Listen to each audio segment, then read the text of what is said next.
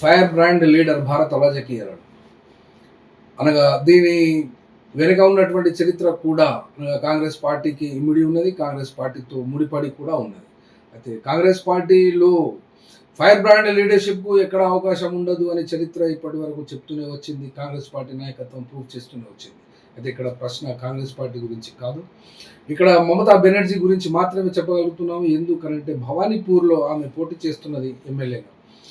EVM tampering జరుగుతున్నది అని అర్ధరాత్రి వాళ్ళకు సమాచారం మరి ఇన్ఫర్మేషన్ మరి వార్తలు వచ్చినటువంటి నేపథ్యంలో అక్కడ ఉన్నటువంటి భవానీపూర్ స్ట్రాంగ్ రూమ్ దగ్గరికి వెళ్ళిపోయి 3.5 గంటల పాటు అక్కడ జరుగుతున్నటువంటి తతంగం ఏమైనా కానీ భద్రతా ఏర్పాట్లను పర్యవేక్షించి చూసినప్పుడు ఏమి కనబడింది, వెంటనే రియాక్షన్ కూడా ఎలక్షన్ కమిషన్ నుండి వచ్చింది.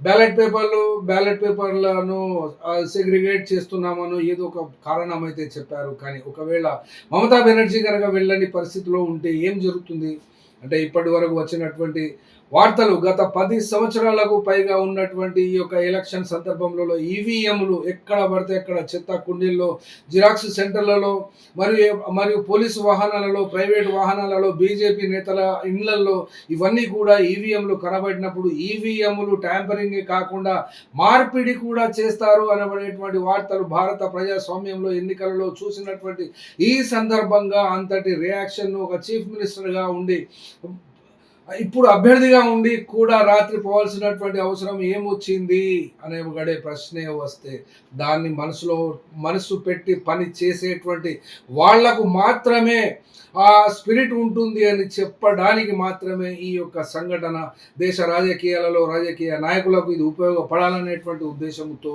ఇది చూస్తుంటాము రెగ్యులర్గా.